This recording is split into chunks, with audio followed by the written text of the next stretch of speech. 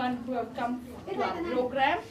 And we will be presenting for different countries. And first we will start with Anna, who is going to present about the Native American culture. So please give a hand.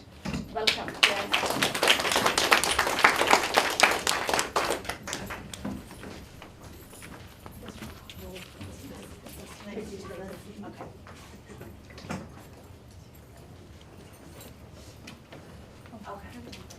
I'm Anna Brokenlake-Keller, and I'm an enrolled member of the Rosebud Sioux tribe, which is from here in South Dakota.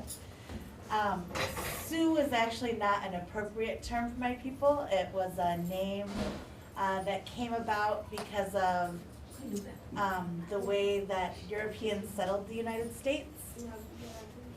The first people they met were a tribe that lived next to us, who did the translating, and their word for us meant little snakes. It was a Nadawesu, and the French took the last part of that word Nadawesu and pluralized it, and that's where Sioux comes from. Our names for ourselves is the Ochete Shakowin people, which means the 7 council fires, and we are one of over 500 different tribes in the United States.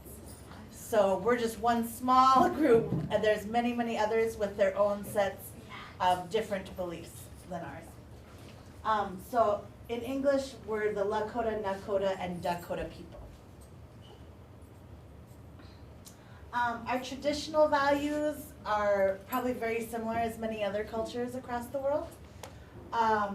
Praying, both traditional Lakota spirituality and prayer, and because of European settlement and the way that the reservations were organized, a lot of different Christian groups as well. Respect, especially for elders, nature, animals, everything around us.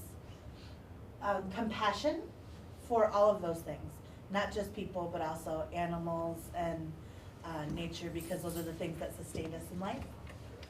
Honesty, generosity, humility, and wisdom. And most of our ceremonies are connected with giveaways, which kind of goes with the generosity piece, where we give things to others in our community. General trends, and some of these cross lines to other Native American tribes as well. A big one is respect for elders. They're the wisest in our communities, and we always look to them to guide us in all matters, whether it's spiritual or decision makings for a tribe. Always respect for the elders. If you go to a gathering, you'll see that we always feed the elders in our community first. And we will always bring the food to them. And then everybody else will go and eat after that. Large extended families, our word for our extended family is our tioshpe. An average tioshpe for a Native American person is probably about 250 people, right around there. So the aunties, the uncles, the grandparents, and the way we talk about our family, our grandparents are not just the parents of our mother and father, but also all of their brothers and sisters and all of their cousins. We would call all of them grandma and grandpa. We don't get into the great aunt, twice removed sort of thing. We don't, because it's all grandparents, and they will all be treated the same level of respect. Family relationships are very important for us, and there are traditionally rules about how you interact with certain family members. For example, traditionally, you probably wouldn't talk directly to your in-laws. That negotiation would probably happen through either your husband or wife. Those rules nobody really follows anymore these days, but there are lots of different rules in the traditional sense for interacting with different family members. Children are very, very important in our society and are considered to be, the word we use for children actually has to do with them being almost holy or sacred. So very valued in our society, and a strong reciprocity within our community. Especially traditionally, you would never have to worry that you would not have enough. Someone in the community would always step in to help take care of you, whether it was food or clothing, and that goes back to that sense of giveaway too. For any kind of ceremony, you would be expected to give away to others in your community.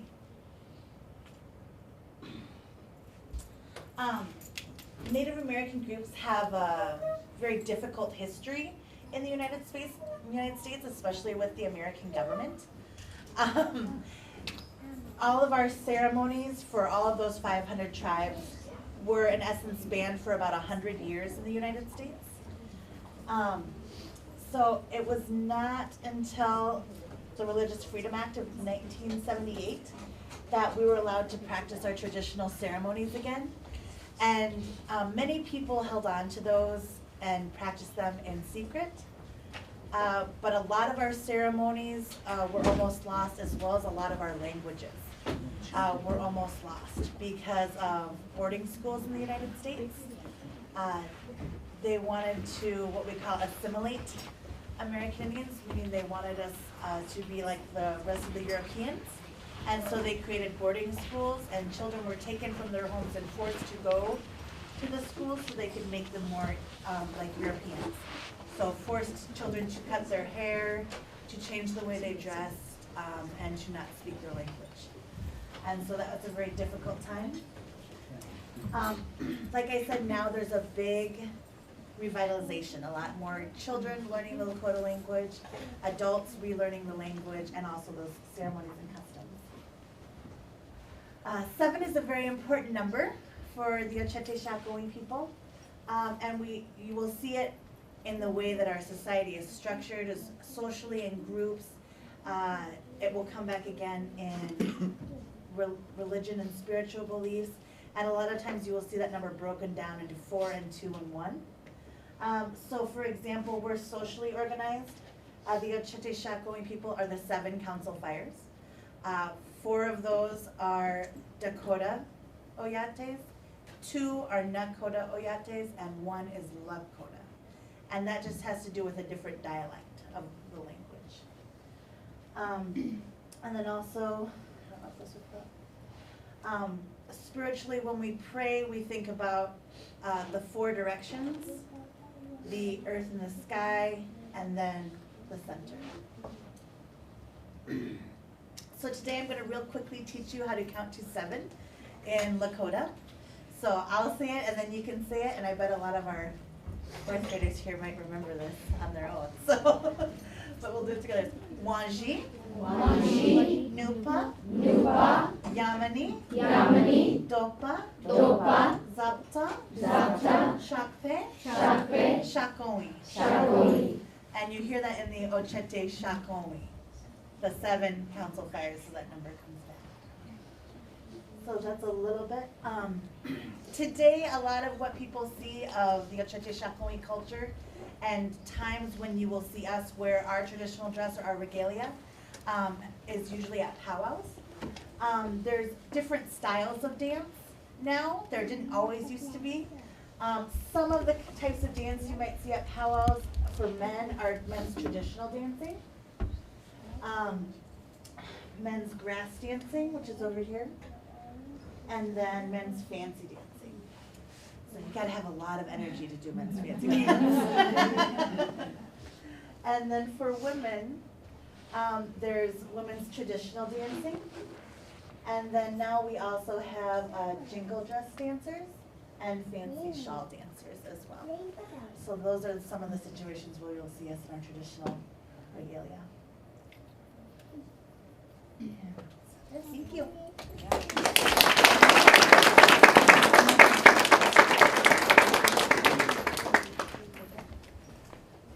So now we are going to talk about India and its cultural diversity, and we will have 4 of us presenting. Upasana, Saumya, Neetu. So I would like every one of you to turn to your friend who is sitting next to you and bow down and say namaste.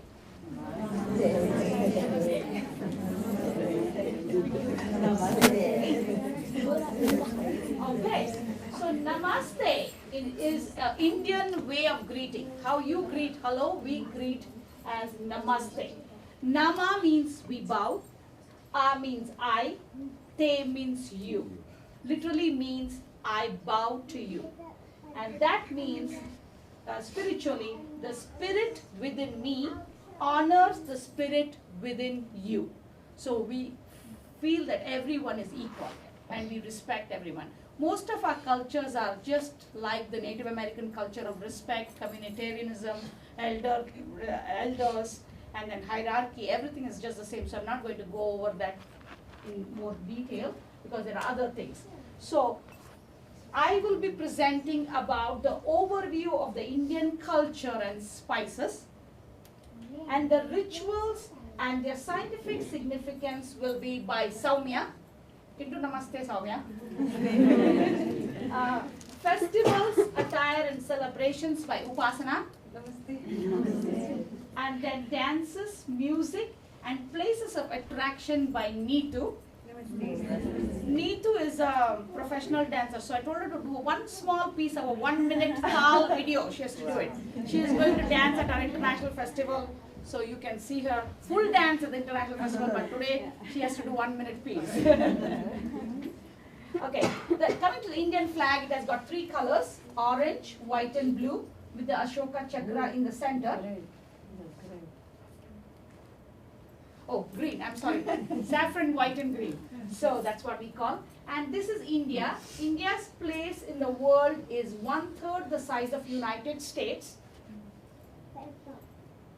And these are our various states in India. And each state speaks a unique language.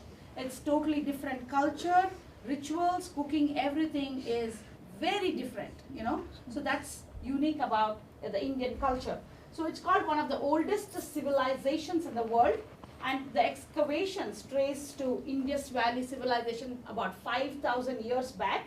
It's the birthplace of 4 religions: Hinduism, Buddhism, Jainism, and Sikhism. And then Sanskrit, in Sanskrit it's called Bharat. It's the second largest populated country in the world. First is China, and Hindi and English are officially spoken. It's official language or lingua franca. So main cities are Mumbai, Kolkata, Delhi, Chennai, Hyderabad, and Bengaluru. So if you look at the demographics, Hinduism is the major religion in India with 2% of other religions. Islam is a little more. Christianity is 2%, and the population is 1.22 billion. We have 23 major languages and 844 dialects. So every person in India is a multilingual. They'll at least speak 3 or 4 languages. It's by default because you have your neighbors and everybody will definitely know their national or state language, and then they will know English because that's the official language, and then they'll have their mother tongue. So minimum of 3 languages everybody will know, and then more than that for others. Then interesting facts about India is 1/3 the size of the United States. Is second most populous, as I said. India is the birthplace of chess, and the decimal system was invented in India in 100 BC, and the concept of zero is attributed to India. So these are our national symbols. So the national flag, peacock is our national bird, tiger is the national animal, hockey is the national sport, and lotus is the national flower, banyan tree is the national tree, and mango is the national fruit. As I said, we speak varied languages in India, and so also the script is very varied and unique. So if you look at the script, this is English script, that is the Hindi script, and that is Bengali, Telugu, Tamil, Malayalam, Kannada, Marathi. So everything has got unique script, and we have diacritics and consonants, so every sound has a unique letter. So we will not mistake, there's no homonyms, there's nothing that we get confused. So if my name is Purnima, if I write Purnima, everybody will pronounce it the same way because of the unique sound and diacritics what we have in our language. So spices, I have all the spices here. Maybe during your coffee break, you can come around and check all the spices. And also there are books about spices. I think our friends will come to you and then explain to you about different spices. And also, I had a note card, exit card. And in that, if you have questions, please write it down and we will clarify your questions via email. Because last year we gave Spice 101. So this time we will not go in more depth. But we will, because we have a lot of other things which we have. So these are mostly the lentils. We use lentils for our daily cooking. And these are different spices. The mixture of spices is what gives you the flavor for the gravy or the curry. So we have different spices. There's not one set of spices. And each state will use different spices for different preparations. So Indian culture, I think it is going to be Soumya who is going to talk about the Indian culture.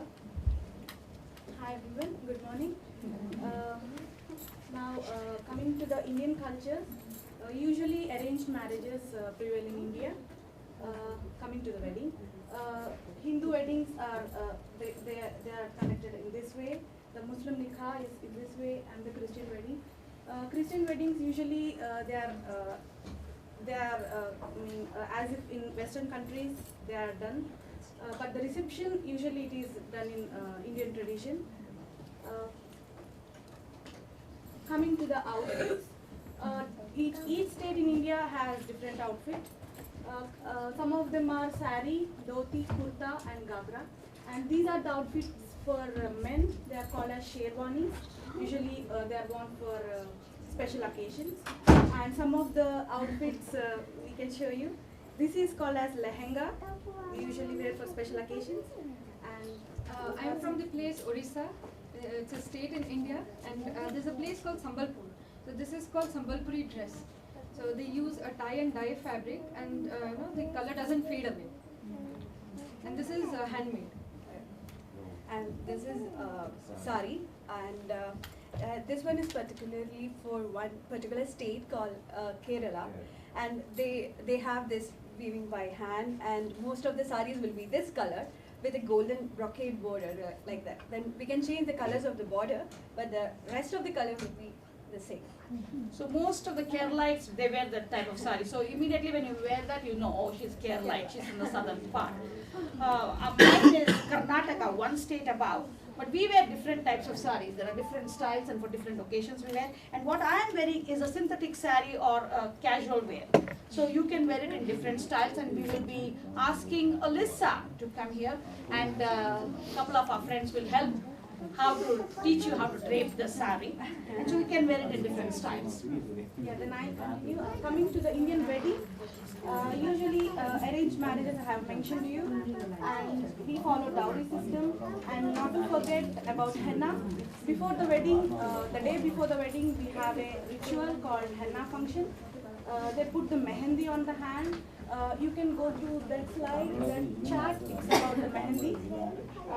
Then coming to the bangles, these are the bangles, and they're displayed here. You can have a look at them later. Coming to the bangles, actually bangles, they are the symbol for good luck, and it's a part of tradition, and actually it has some ritualistic significance. Usually green, red, many colors are worn. Usually glass bangles are used. Usually married women, they wear red color like me. Pregnant women, usually they wear green bangles, and they play a very important role in baby shower ceremony. Actually in wedding rituals, gold and glass bangles, both are used. So then coming to the mangtika, you can see Neetu. See, that is the mangtika. Actually, it's a composite ornament. It's composed of a chain. It has a hook and a pendant in front. It rests on the sixth chakra of the forehead. We call this as the sixth chakra of the forehead. The scientific significance of this is it represents the third eye. It's the power of soul. So it controls the emotions, and it has power of concentration. So we use for this purpose. Then coming to bindi or kumkum or the dot. This is what's called as bindi, and what is this? This is called as kumkum. We put on the forehead. So it's just a spot between the two eyebrows. It can be a powder, it can be a sticker, or it can be also made up of sandalwood paste sometimes. Main science behind this is it is the seat of memory in this area. So whenever we have some worries, it generates heat and it causes headache. So due to this, it cools the forehead and it prevents our energy loss. So that is the reason behind this. And coming to the toe ring, this is the toe ring. Everybody uses it. It's made up of silver, sometimes gold. Science behind this is that some nerve, it connects the uterus and the heart. So continuous pressure to that finger, the second finger of the toe, it usually regulates the blood flow to the uterus and it strengthens the uterus. So that is the reason why we use the toe rings. It is worn on the both rings, both legs, I'm sorry. Then coming to the festivals, I shall call Upasana to continue. Thank you so much.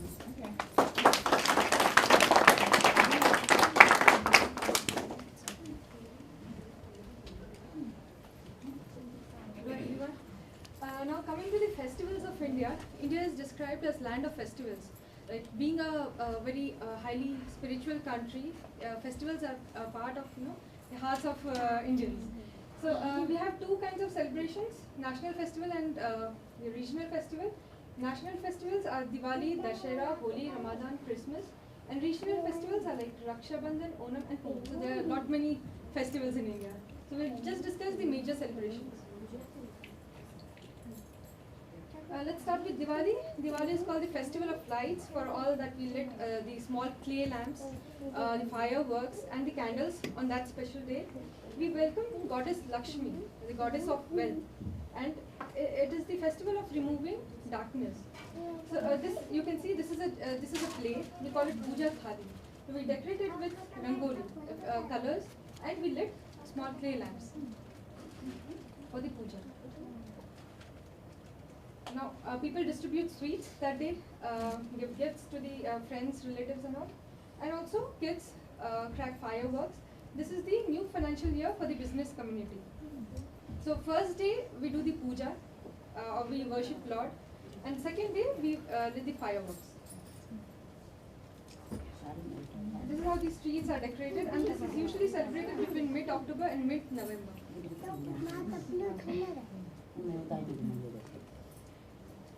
We also do the rangoli decorations. These are colors, different kinds of colors. So the ladies get together and they do the rangoli decorations.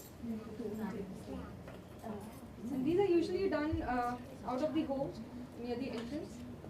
The next is the Dashera or Vijaya Dashmi. So this is celebrated for 10 days. Like the 10th day of the celebration is called Dashera. So this is mainly celebrated for two reasons. One is the victory of goddess Durga over demon Mahishasur.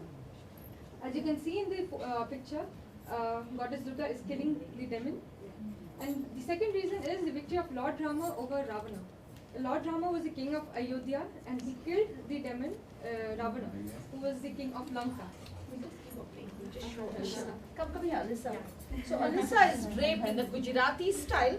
So this style, as I said, we can use our materials however we want to drape ourselves.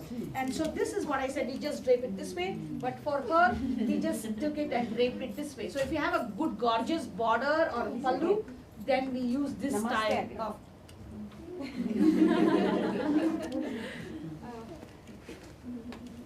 okay. Okay. Put the mom tick also.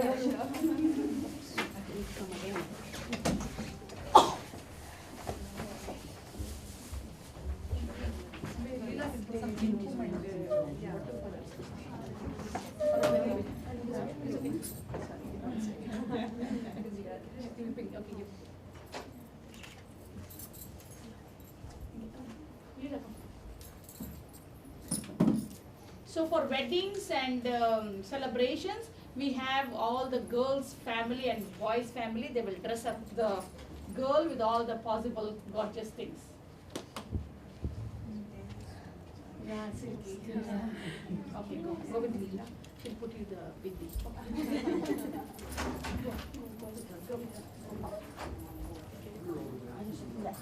So now the theme of the festival is the victory of good over evil. The next celebration is the Holi festival. This is the festival of colors, and this is usually celebrated in the springtime, like February to March. And this is also called the festival of love, where you celebrate together, get together, the families get together, you throw colors on each other, and you, that's called the unity. Okay, and this celebration is done by all cultures. Everybody plays Holi. That's a sort of a fun and frolic. I'll just show you a small clip about how Holi is celebrated in India. So this is taken the picture.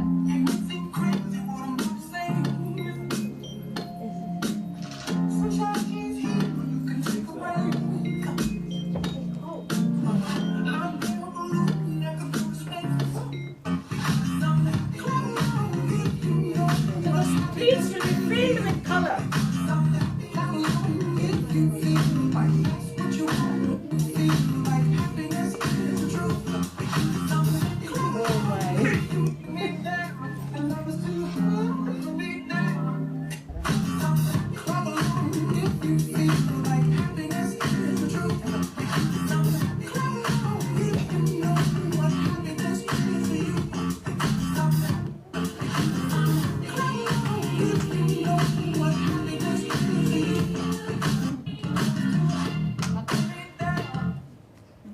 That's a small clip about how we celebrate Holi in India. Okay, another break. So she's put her total traditional thing. She's got the mindi, and then she's put the thing. And thank you so much. Okay,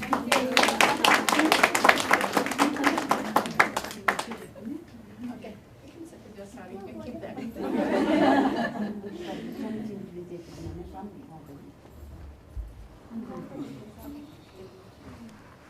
The next is the Christmas celebration, which we celebrate on the 25th of December every year. It marks the birth of Jesus Christ. People usually sit up till 12 o'clock, wish each other Merry Christmas. The house is also decorated with lights, with Christmas tree, bells, angels. And then is the festival Eid Ramzan, which is also known as Eid, and that is the holy month in the Islamic calendar. It was during these 30 days when Prophet Muhammad was blessed with spiritual knowledge of Islam. So I would like to call Wasila now to Wasila is celebrates Eid, and so Namaste and Assalamu Alaikum. That is what we greet in Islam. So basically Ramadan, why do we follow Ramadan and why that tradition has come up is, in life we'll be used to many things like we don't have a control on ourselves. Basically Ramadan started with that intention. In that 1 month we do fast, where we'll try to get a control on the hunger is the basic thing which anyone cannot have control. So as when we are hungry, we come back to our original selves. That's what we tell, right? So we can't portray our image or we can't do it. So basically in Ramadan, what we do is we basically try to get a control on the hunger, which is the basic need of any individual. And we rather keep a control on all the things which we do, like we follow it as a holy month. So rest 11 months we'll be doing all the things where we don't have control on all the things. Like we'll eat whatever we want, we don't have control, we do cribbing and all, but in that 1 month we try to stick to that culture of not cribbing about anyone, following the Islamic culture, being religious and getting control on oneself. The basic reason of celebrating that 1 month of fasting is to get a control on oneself on all the basic needs, be it the hunger needs or any other, controlling on the mind power, then being controlled with the sexual thoughts, and being controlled, not getting attracted to any attractions, concentrating on God for 1 month, being spiritual, and ultimately purifying our souls. That is what we consider it.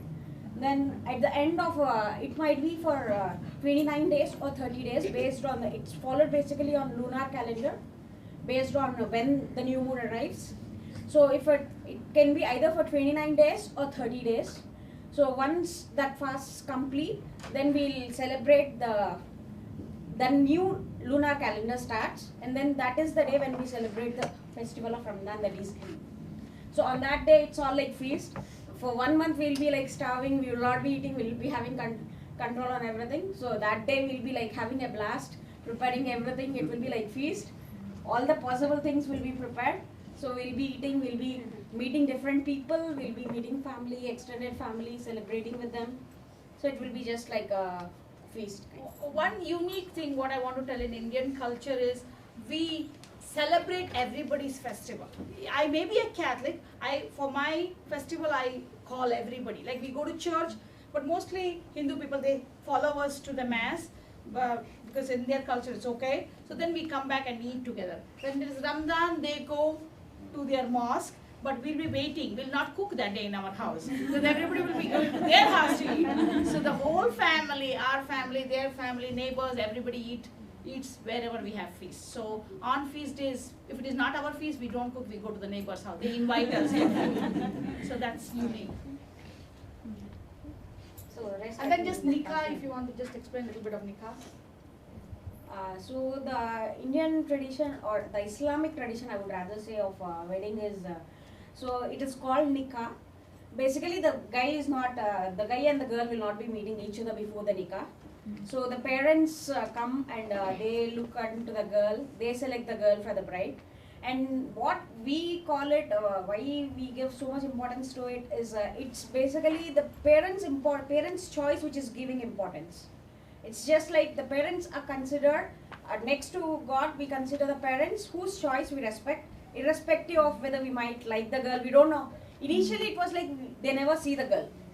Only after the wedding, even the guy might get a chance to see the girl, but the girl will certainly be not seeing. Now slowly it has changed and we get to see each other, and still it will be the parents who will be deciding. They'll be the persons who will be deciding. And the second thing is like, and even if we take up the Indian marriages, the guy will be tying a knot to the girl. Or if it is a Christian wedding, they might exchange the rings. But in a Muslim wedding, the guy will not see until and after the nikah. The mother-in-law will come and she'll tie she'll wear us this black color. Actually, this is not Islamic. As per Islam, we don't have any suhag ki nishani. Suhag is the husband. So we don't have anything called suhag ki nishani. If we follow truly Islam, once you say in the nikah, they'll ask us kubul hai. So they'll tell the name of the bride, and we'll have some money or something called meher. Meher is something the husband will have to give from his own earnings, telling that I give to the girl as a gift. She'll act. So what is it? Might be 25,000. It might be gold. Whatever, it might be land, based on what his financial status is, something earned only by the guy. So he'll tell, this is the meher.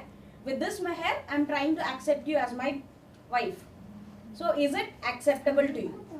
Once the girl tells kubul hai, then the nikah is done. And when Akbar was ruling India, the Jodhpuri culture, that got in, and this concept of Mangal Sutra came in for us. And then we follow it, as it was a part of India also, so we follow it. But if we take up true Islamic culture, you don't have any suhag ki nishani, no bangles, no nothing. So it's just like, once you tell kubul hai in your nikah, you get married. Same thing in the Catholic culture, like we have this black beads, every wedded lady should wear the black beads, and we replace it with the Sacred Heart of Jesus. So there'll be Sacred Heart, and then these black beads are just to cast off evil eyes, and the corals is just to unite the husband and the wife. That's the culture.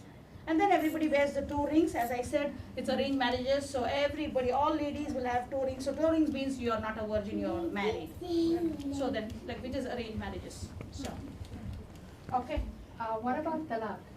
How easy is it to do that? Okay. Talaq is the concept where husband and wife are getting separated. Basically, in Islam, how is it is, the husband has the right to pronounce the talaq. He can tell, there should be a gawah, which is like a witness should be there. So even for a marriage, it is 3 witnesses. 2 from the girl side, 1 from the boy side. Telling that they have witnessed this marriage, the girl has agreed, the boy has agreed. Even it's the same for talaq.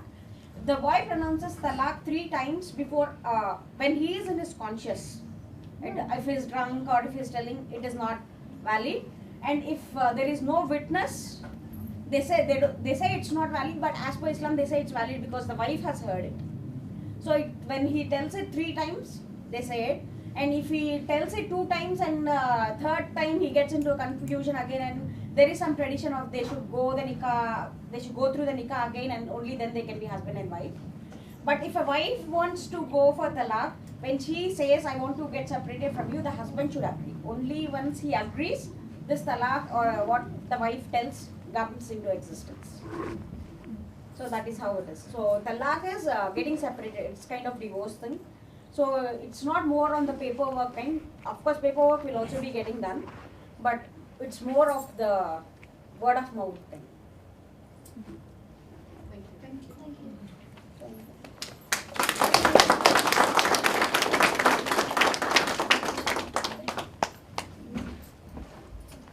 The next festival is the Buddha Jayanti. This is the major festival of the Buddhism religion. So this is celebrated worshipping the figure of Lord Buddha. Monasteries are full of worshippers, and the monks and followers read the holy scriptures whole day, throughout the day. Then comes the Baisakhi festival. This is the festival of the Sikh religion.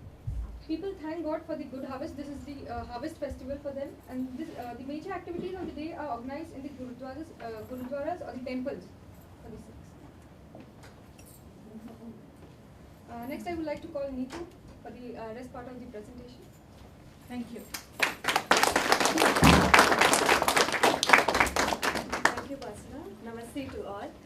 So you know that Indian culture is diverse, and the religious, cultural, and all kind of economical situations led the arts and dance forms a diverse one in India. So here are some musical instruments. Actually, the India, if we divide it into 2, the northern part will follow one kind of music, and the southern part will follow other kind. Can you imagine United States, one part is following one kind of music, then other part is following other kind. And each kind of music have their own instruments. I would like to play one video. Actually, even we have so many common instruments like violin, guitars and all. But I would like to show you some unique Indian instruments. This one called as veena. See, string instrument. It's a big guitar, something like a big guitar. The height will be around 5 feet or something. So this is an open string guitar. You can say like that. And here something like the drum, we beat. Here this is called as mridangam. Like this we have to. And there is another one. If you go further.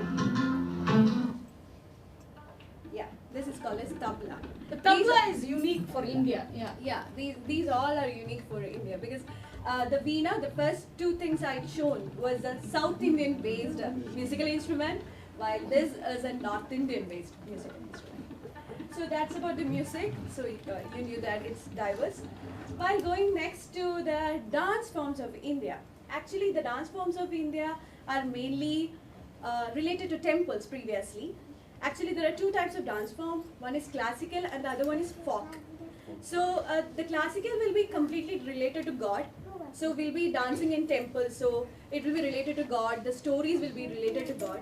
But if it is a folk dance, then it will be related to the political, economical issues. If I'm doing a folk dance, then it will be related to my financial level or the poverty or maybe the situation that is persisting around us. It may be because of that. But there is only one general rule for whole Indian dance. That is, there will be dance part and there will be expression part. Okay, the general rule is wherever our hands go, there should be our eyes and there should be our mind. This is the general rule for Indian dance. If I am doing one step like this and I am looking somewhere, it won't give the life to Indian dance. If I am doing something like this, I should do like this. Then the life is there. My eyes are going, my mind is tracing back. That's the general rule of Indian dance. And these are some pictures. It's also diverse. There are enormous number of Indian dances. Every state has their own unique dance, which are famous and non-famous, around 100 or 200 types of art forms. So these are about the dance forms of India. Okay. We'll just do your dance and then we'll go to the attraction. So we'll have a small piece of Neetu's dance. Yeah, usually we won't dance with shoes on, so Yeah. I'm taking off my shoes. Yeah, you can Start? Okay. Okay. This is not an actual classical or folk dance. This is a movie-based dance.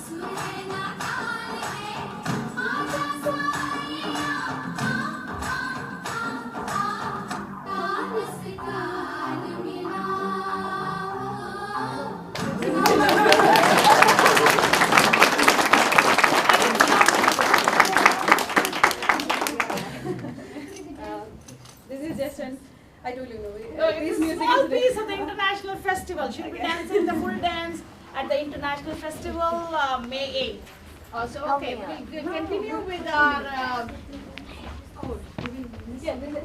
Okay. and that's about our dance and music. And just a quick view about the art, like sculptures and painting of India. If you want to see the true Indian paintings and sculptures, just go to any temples in India. These are like Hindu temples, and this is Gurudwara, Sikh temple. Everywhere you can see the sculptures which will be related to the god or the idol in that temple. So This is Taj Mahal. Taj Mahal, everyone knows this. this. And so now what I will do is I'll show you a small clip about 10 attractions in India, and so that will give you an overview about if you want to visit India. We're not promoting, but okay, let's give a small taste. So let's go here. Let me finish your work. Waste time.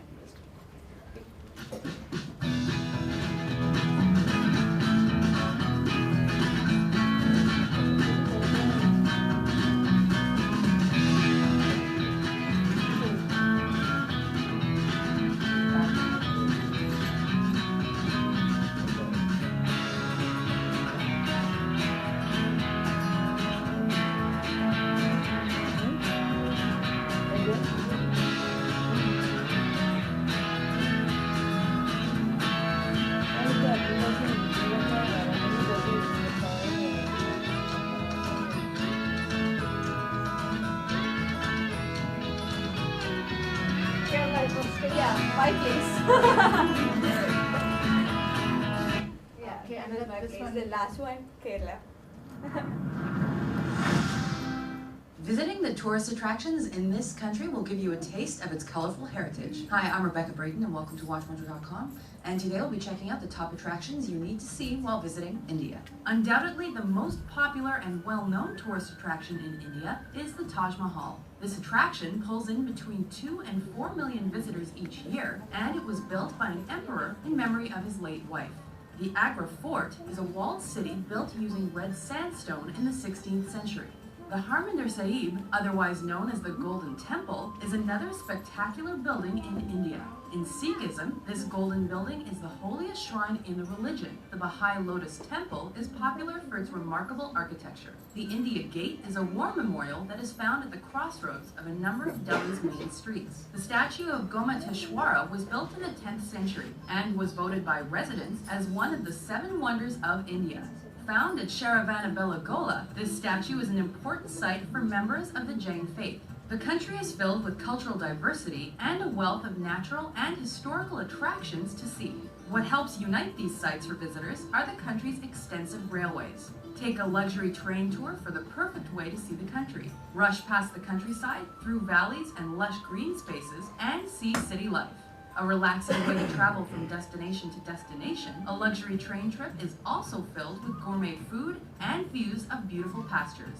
The highest mountain system on Earth, the Himalayas, are another site not to miss in India. One of the world's most popular destinations for adventure, this mountain range is home to a beautiful landscape, exotic birds and wildlife, fertile valleys, rivers, and meadows. From treks through the mountains, to ski trips and other snow activities, and even train rides to view the splendid panoramas, the Himalayas are definitely one place not to miss. With one of the most famous buildings in the world, a rich culture and history, as well as a varied landscape and climate, it's no wonder India draws tourists from all around the globe.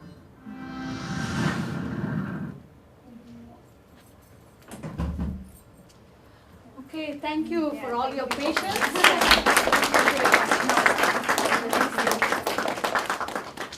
Now I would like to invite Izumi to present about the Japanese culture.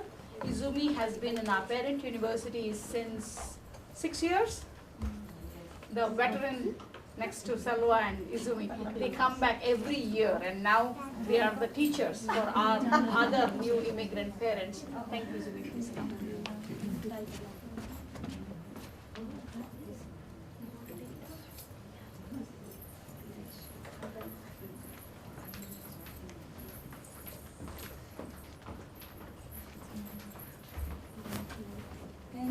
My name is Izumi. I'm from Japan. This is the Japanese flag. Japan is a small island. This is very small, but 140 million people is there, like only California state. It's very small island, but many people is living. Very crowd, powerful country. Okay, I want to show Japanese language a little bit. Please follow me. Hello is konnichiwa. Konnichiwa. Goodbye is sayonara. Sayonara. Please is onegai shimasu. Onegai shimasu. Thank you is どうもありがとう。どうもありがとう。Yes is はい。はい。No is いいえ。いいえ。This is bento box. Usually mother wake up morning and make lunch for kids and husband. This is like very special, but special kids is like a field trip or something. Mother is wake up morning early and make special lunch for kids. When my children was kindergarten, I made bento for their field trip. But after they grow a little bit, Mama, you don't have to make bento anymore. I'm gonna take Lunchable. So I don't make so much now. So this is a Japanese traditional breakfast. It's really healthy. The traditional breakfast. Usually we eat miso soup, rice. People surprised you eating fish from morning. Yes, we eat fish breakfast, and in miso soup, usually seaweed or tofu. And this is called natto. It's very healthy food made soybeans. Fermented. Fermented soybean. This is our traditional breakfast.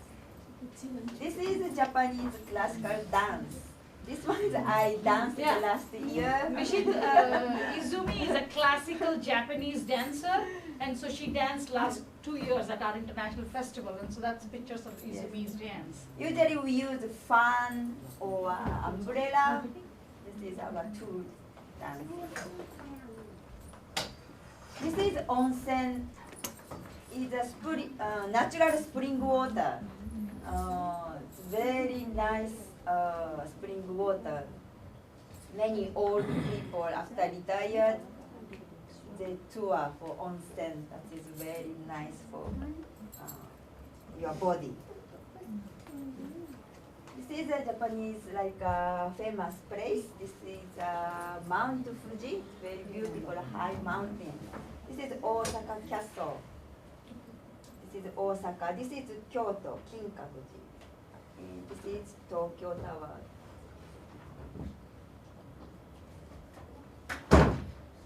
This is Japanese traditional wedding. This is 3 years ago my youngest sister's wedding. This is my sister, this is my parents, me and my husband. Husband is here. Yes. Usually our traditional wedding is like a Shinto, temple in Shinto. Outside very beautiful green, and this is the shiromuku. And the reception, they changed like a wedding dress, like that. This is our family picture. And this is Japanese traditional clothes, kimono. This is like a long time ago, long time ago traditional hairstyle. We don't use it, but just long time ago traditional clothes. This one summer times clothes, yukata. Summertime we wear like that, tradition. I want to introduce Japanese fancy toilet because many tourists love Japanese toilet because very fancy and neat. If you go airport, you can see like that, and sometimes this lid open automatically to welcome people. And heat is seat is heated, not cold, warm. And a lot of button is here. I want to explain because if you push this one, jet wash your butt. And even this wash, you can change it like pressure or like from front, back, and wash a heat, some like a warm or cold. And this one can dry, after wash, can dry. And this one is flashing sound, cover your sound. So special like a public toilet, have this one. And when you doing, just push this one, and flashing toilet, sound, cover. And this one is a power deodorant, like powerful deodorant. And this one is all like seat the temperature, jet the temperature, the pressure. It's very too neat. This is all long time ago toilet, but usually now this kind of toilet. And Good to know. and then we have slipper, slipper. I have a question. Do you pay for this? When No pay for this one is All free. yeah, no pay. But Just we it's go. good to know because when we went to Dubai, we had a shock. No, just go toilet. You can find this kind of button, so you can Use the buttons when you use the button correctly. Show the city. And then many houses have like a special slipper. We don't use slipper toilet and different place. The special we don't mix up. Very neat. Yes. And this one is our culture, always bowing. This is again my sister. this is like respect to people. And like a classroom, when we start classroom school, everybody stand up and bow to teacher after finish classroom. So even like elementary school, middle school, high school, college, computer school, hairstylist class, every stand up, bow is very important for us. And I want to show some, share some video because we can see often in Japan very politeness and warmness in traffic. For example, like, okay.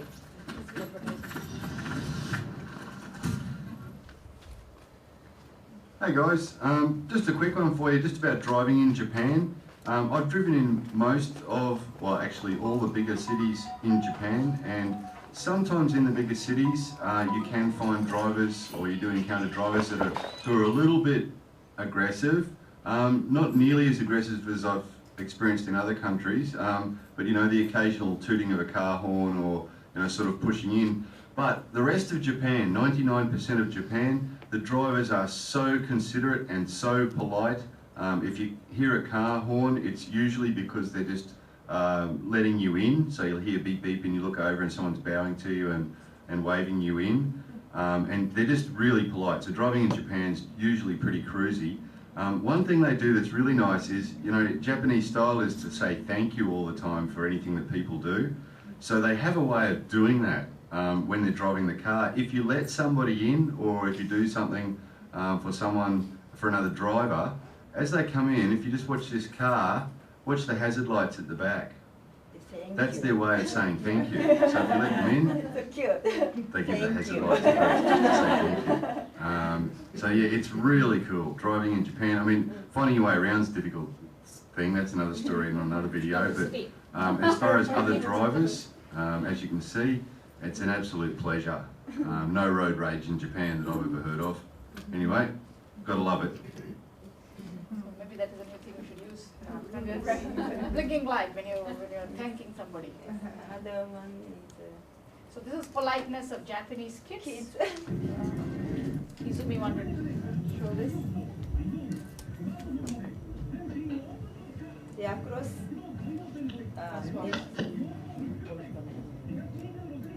They're about to come.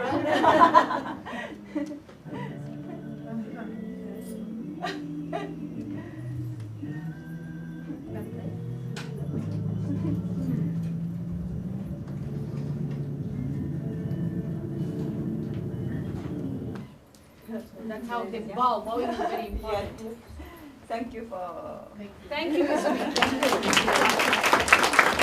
We will have now have Jyoti come up, and then Leela and Uma. They will be presenting about the Nepali culture. Most of the things are similar to the Indian culture, and now we have Leela, Uma. Where's Uma? Okay, so we'll just give a big hand to Jyoti. Thank you, Purnima. Hi, good morning. Good morning to you. I'm Jyoti. My name is Jyoti Sharma. Like, I'm here to represent you as our Nepalese culture. Like, we are Hindu. It's similar with the Indian. There's no difference. I'm here with my dress. It is like a national and a cultural dress. Like, this is called Tobi. It's with the flag of Nepal. And this is called a coat. As usual, in English also we said coat. And I'm wearing this is daura. The upper part is a daura. And the down part is with surwal. It's like we usually say that the paint is a surwal. So I'm here to explain you a little bit about our culture. So Nepal is a land of high mountains. Like 75% is high mountains. Like Purnima, she talks about the Mount Everest, which is the highest peak in the world. 8,848 something is the height. So this is the world map, and Nepal is here. Like, I cannot put my finger; it's very small. Yeah, it's just marked with the red. And this is the flag. It's the sun, we say Surya. And it's a moon, we say June. It's like a month, June, July, it's a June. So this is the flag of Nepal, and like you have seen here, like we get different types of peoples, tribal and the schedule, like Tharu, Magar, Brahmin, and others. It's like a difference. Like I'm from the Brahmin community, and the Tharu peoples, most probably they are from the plain. Our land is divided within 3 divisions. The high mountains, where you get only the tribal peoples like Sherpa, and the next is a hilly region. Hilly means like most probably you will find the Kshetri Brahmins, and the plain totally, which is known as the Tarai. Like the word Tarai and the plain. You know, if I said you as a plain, it's a very plain land with a sea level land. And in Nepali we say Tarai. Tarai is a land which is very near to the water. It's when you boil the milk, you know milk, and after a few minutes when you keep it for the cool, you will find a lactic. The upper layer is like a land, and if you put your fingers, you will find the milk. So the Tarai is the land with the water. You just use that. Yeah, that was yes. The top, yeah, that was yes. And this is like how we greet. Like hello is namaste. Everybody say namaste. Namaste. Namaste. And when we say goodbye, when we departure, we will say namaste. Namaste. And the please is kripa.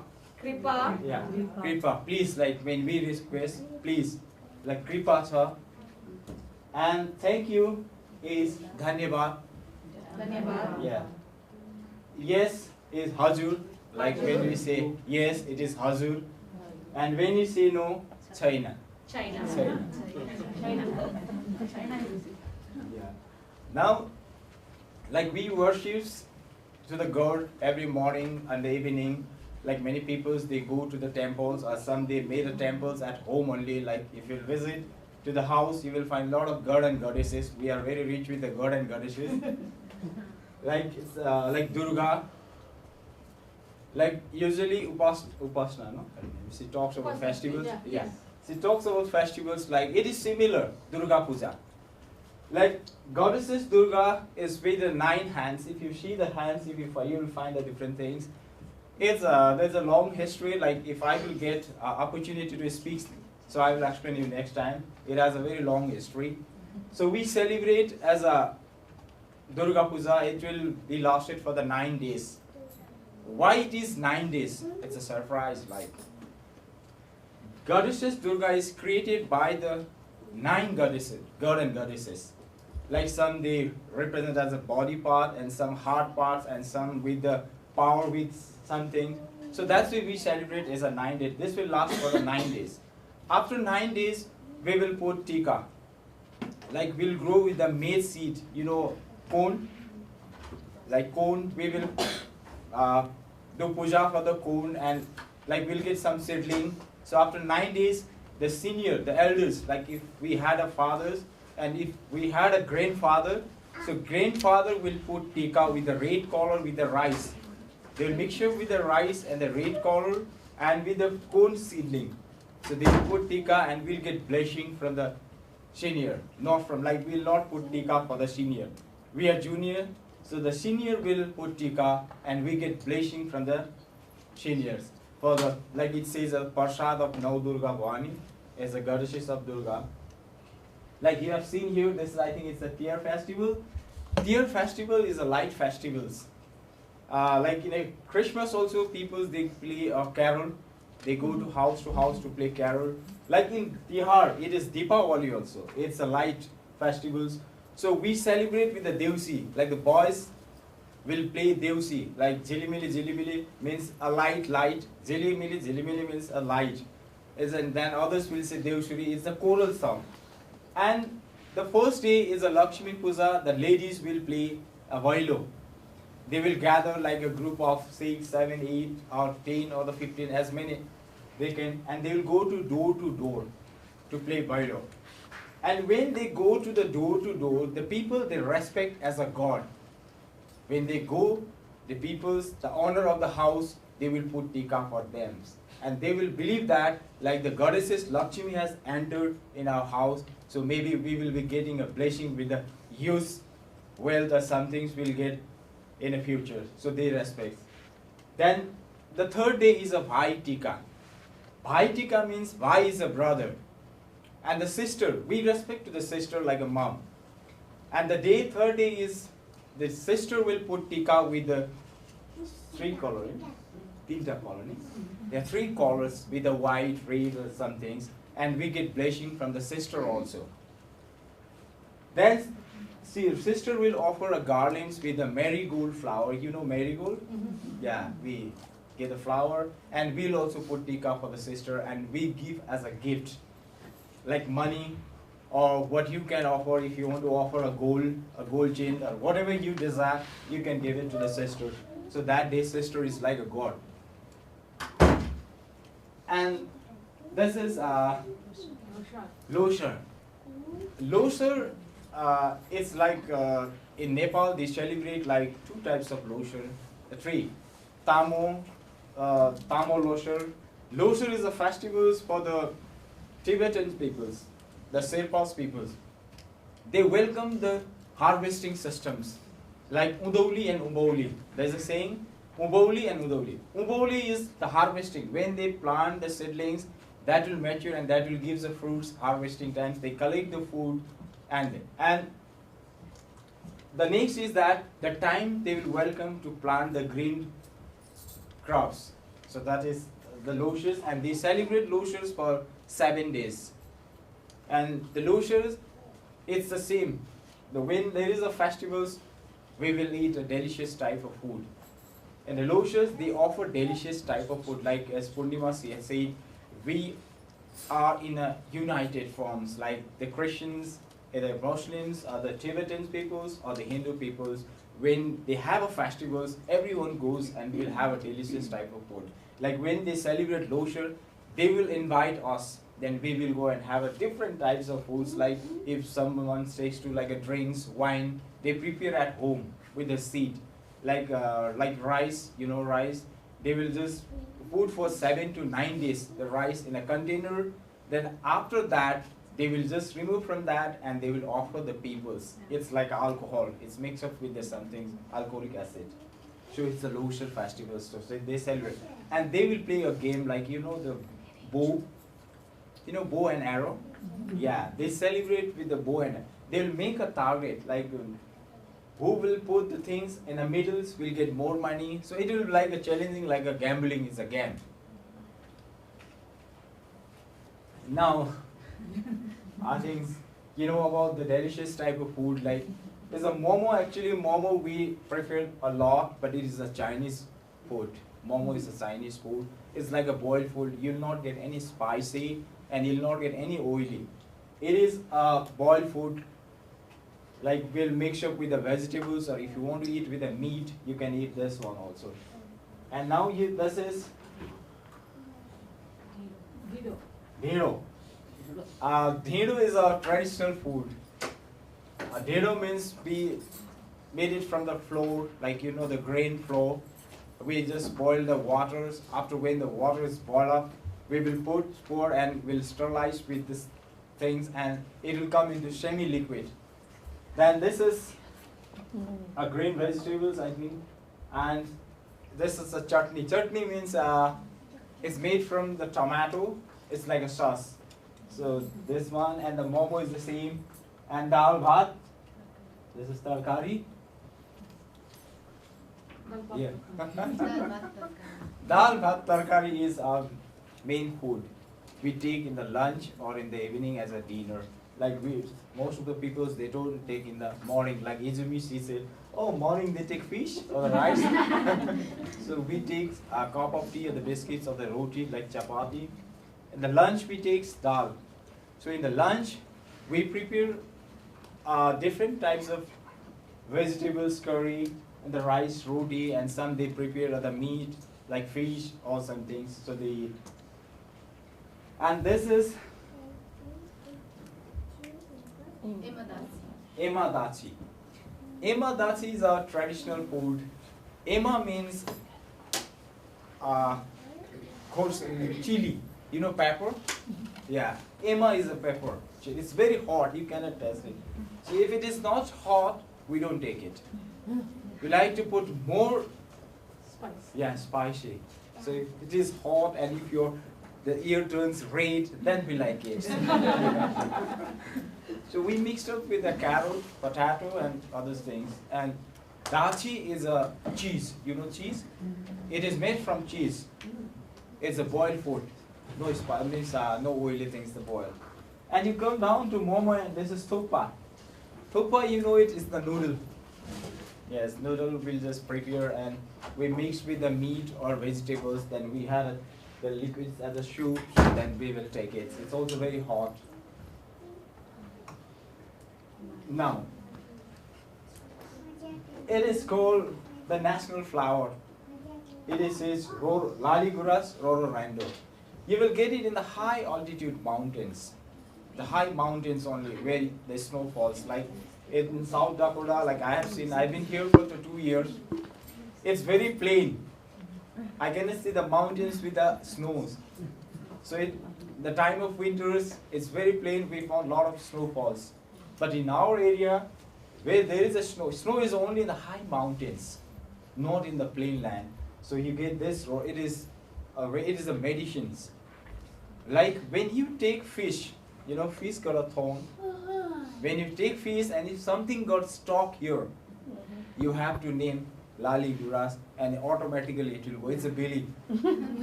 Yeah, people say, like I still remember my mom, when I got stuck with something, she said, say Laliguras, Laliguras. So I started speaking Laliguras, automatically it's gone. So it's medicines.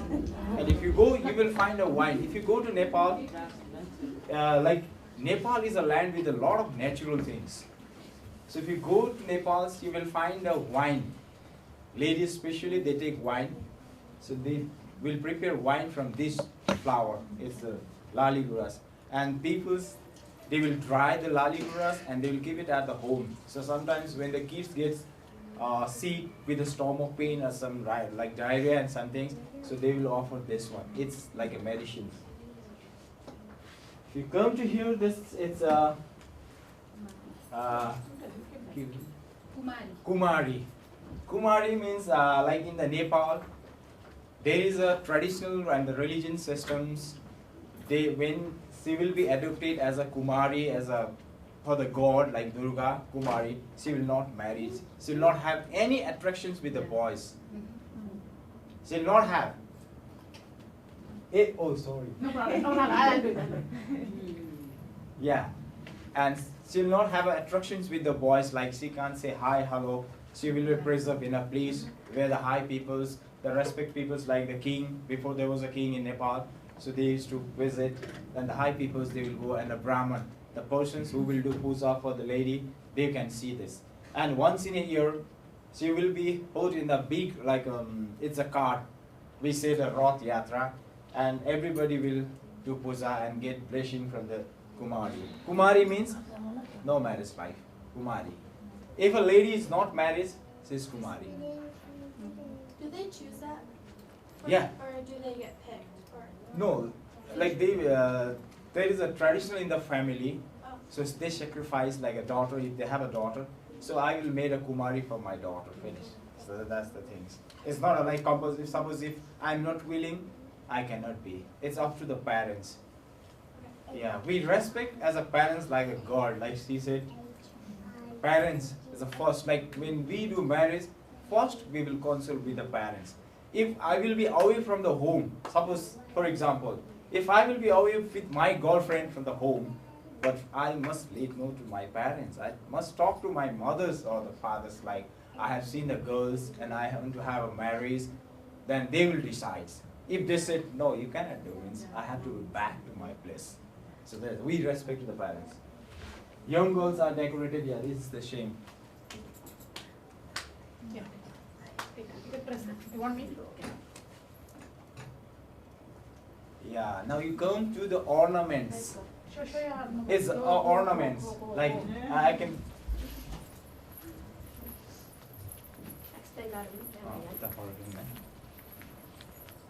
Like you just see first, you can see the difference. Like I think it's imagine they're wearing the different types of necklaces and the dress. Like I will explain you the green. The green is a marriage symbol. When the lady is married, they have to put these symbols, and the bride, like the husband will offer. Then the red. The red is the things that from today onwards, you are my wife. Then they will put a, like Bindya is a tika, and we will put a little bit red color over here. Yeah, like sindur. This is called sindur. So once, she got married, every day she has to be with this. And if she will not put this red, then the people will start murmuring and the talking. Hey, see, they're married. So we have to be very close with our traditional and the culture. If I forgot, with one day if I forgot, I didn't put. society. No. Then also like she has brushing your teeth. Yeah. You brush your teeth and put the mouth and say. Yeah, first This is is very important for important. ladies, married ladies. Yeah. This too. If she will not put any, she'll go outside, and if somebody will see, then they'll say, Yeah. "Ah, what happened? Maybe her husband may get something wrong. Maybe some accidents may take place." So they talk like that. And then when the husband dies, they Yeah. remove. Yeah. Yeah. And when the husband is died, she No has to more. remove This no one, more, this one, nothing. no red. Like you have seen the Red red. cloth. No red. The color red Yeah. is can called with the husband. Yeah. Then this is called a bangle, gold bangles. We are very rich. When we have to marry, we have to be with the use of gold. If you do not have a gold, and it's not a possible for the marriage, you have to be with the gold. Like the girls need a gold ring, the girl needs a gold chain, girl needs means girls need a Like this. earrings, and everything should be gold. Like Bindya at the top also, like she said, and see, it's called jantar. This one, yeah, jantar. This is called jantar. And this is It's made of Navgiri. gold and Saubhagya. no. This is Navgiri. Navgiri. This one is 9. Saubhagya. Yeah. Tilari, that one is Tilari. Yeah. And this is Bindya, like it's a tika, you know it. Mangal Sutra. You have seen Purnima, she's wearing Like a this. Mangal Sutra. Mangalsutra. Mangalsutra is uniform in all cultures. Yeah, all Indian culture, culture, yeah. Nepal culture, everybody wears. But we tweak it to our religion, as I said. So this is Sacred Heart of Jesus in center. And then this is black beads. Black beads means you're married. Yeah. And the last is Lacha. Lacha. No. Lacha and hair She's with the extension lacha. to look more beautiful. Yeah. If you're not beautiful, then you wear the lacha. Just kidding. Okay, I'll put the next one. Okay. Yeah, now you can see the bride in the time of marriage. Like, it's a surprise to see the green grass. Usually we say it's a grass. But why we put the green grass and why we use most of the times this to offer to the god means we believe that the Ganesha means the god Ganesh, you know, Ganesh with the Laddu Gopal. Yeah, is a friend of rat, the small rat, the mouse. The mouse-based things is the grass green. Mouse will eat the grass green. And there is a saying that if we put this type of things, you will have a long life for the marriage. So we believe this one. And you just see the bride, we will decorate it with a red color.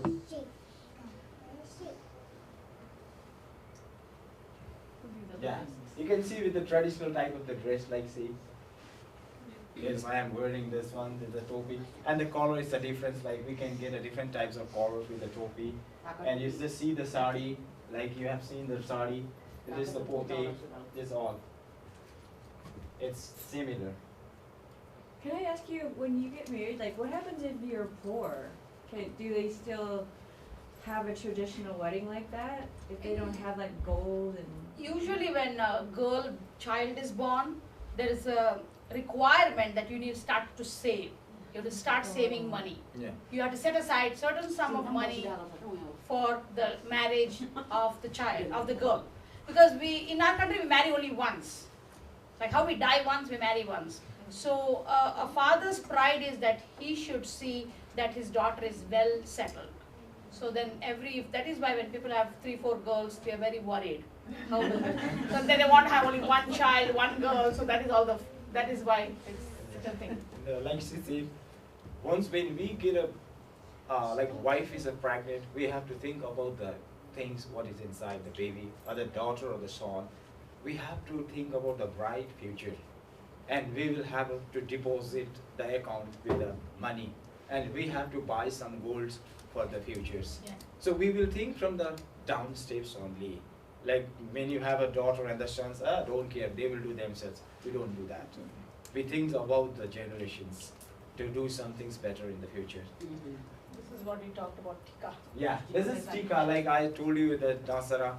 When we'll celebrate the Dasai festivals, we put a Tika. So this is with the red color. The red means why we put red, not a white.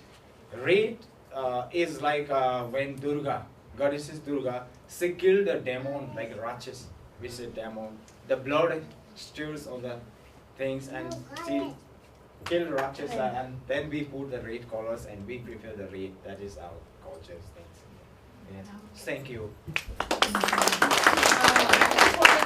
Jyoti is a volunteer teacher at our parent university. Does a great job with all the Nepali parents, and I'm so thankful. Dhanyavad. Someone to tell Dhanyavad, everybody. Yeah, Dhanyavad. Dhanyavad for staff. So now I request the Orca, she is in our parent university, to talk a little bit about Croatia. My name is Davorka. I'm from Europe, Croatia. That's my flag. That is my country a little bit next to Italy. That is Italy. That is Adriatic Sea. Yeah, Adriatic Sea. That's I teach a couple words. Hello, that's Dobar dan. Dobar dan. Mom, mama. Mama. Dad, tata. Tata. School, škola. Škola. Church, crkva. Crkva. Bye, doviđenja. Doviđenja. That's my city. My city name is Split. That is Adriatic Sea. Is that Dubrovnik? No, it's Dubrovnik, no, Split. It's what? It's Split. Split. The city's name is Split. That is Dubrovnik is same. Different city. Okay. Yeah. You've been in Dubrovnik? Yeah, that's it. That is special food. That's named prosciutto. That is a leg for the pig, and the people put in the one small house, and when we smoke, eat. That's very special for my city and all country. Special for my city. That is grapes? No, olive tree. Oh. Those people in my country have lots of olive trees. Make the olive oil. My dad have lots of olive trees. So I'm going with Davarka next time. Yeah, next year. That is fish market. My city have a big fish market. Lots of different kind of fish. Every morning, come in the morning, take from the water and put the fish market and everything sell for one day. And another day, new fresh fish. Fresh fish. Yeah, every day eat fresh fish. This fish named pastrva. People very eat this fish. That is part of the one palace. Long time ago, I don't know when, long time ago, maybe 500 years ago, one named decoration, he's making one palace, decoration palace in my city, very popular for this palace. And Dubrovnik, Split, Šibenik, and a couple more just the occasion people. No. We're going to show you her directions. Just I have one videotape. So Shared it on Facebook and told me, show me this picture. I said, okay, sure. After a little island hopping, approaching urban Split, Croatia's second city, feels like a return to civilization. So many Dalmatian coast towns feel tailor-made for tourism, Split is a serious port. It's vibrant with or without its visitors. Split feels modern, but a close look at the surviving facade of a Roman palace fronting its harbor reveals the city's ancient roots. Today's residents are literally living in a Roman emperor's palace. In the 4th century AD, when Roman Emperor Diocletian retired, he built a vast residence for his golden years here in his native Dalmatia. When Rome fell, Diocletian's palace was abandoned. Eventually, a medieval town sprouted from its abandoned shell, and to this day, the maze of narrow alleys, once literally Diocletian's hallways, makes up the core of Split.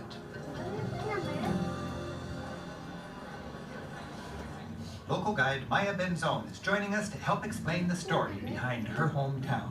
The palace was huge, 200 meters on each side, and these were just the basements, so you can imagine what was on the upper floor. Roman engineers could build anything. So they had concrete, they had bricks, round arches, Yeah. all the technology. They had the technology and they had the slaves. Cheap labor. Yes. Nearby, a grand underground hallway, now used as a shopping arcade, leads to Diocletian's vestibule. This is a grand entryway towards Diocletian's private area, private quarters.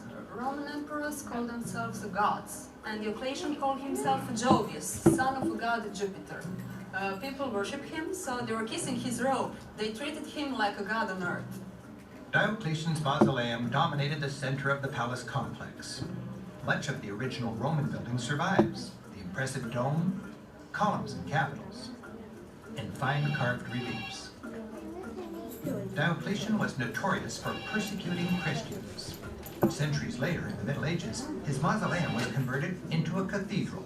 And so, ironically, what Diocletian built to glorify his memory is used instead to remember his victims, Christian martyrs, like this one, who was tied to a millstone and tossed into the sea. A few steps away is a temple dedicated to Jupiter.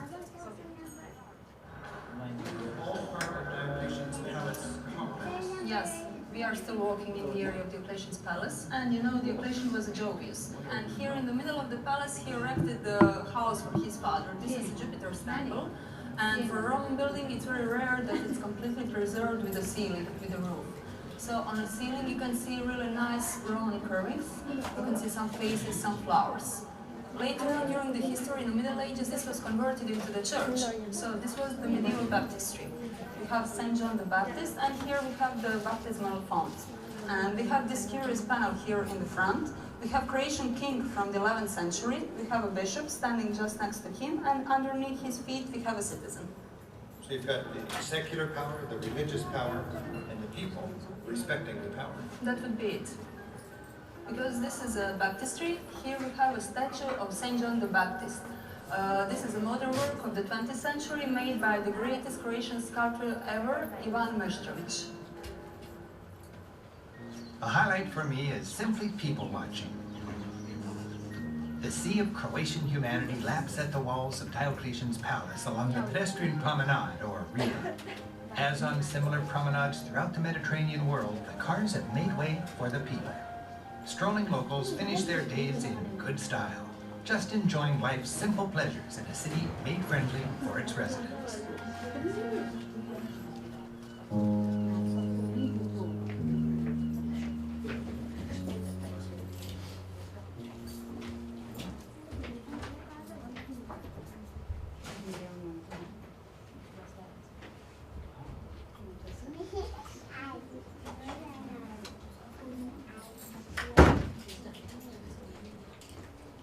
Okay.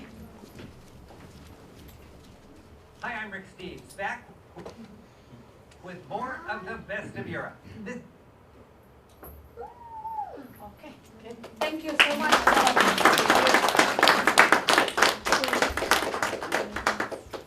South Sudan, Selena. And Muna, our teacher, and Selva. First we will have Selena talk and then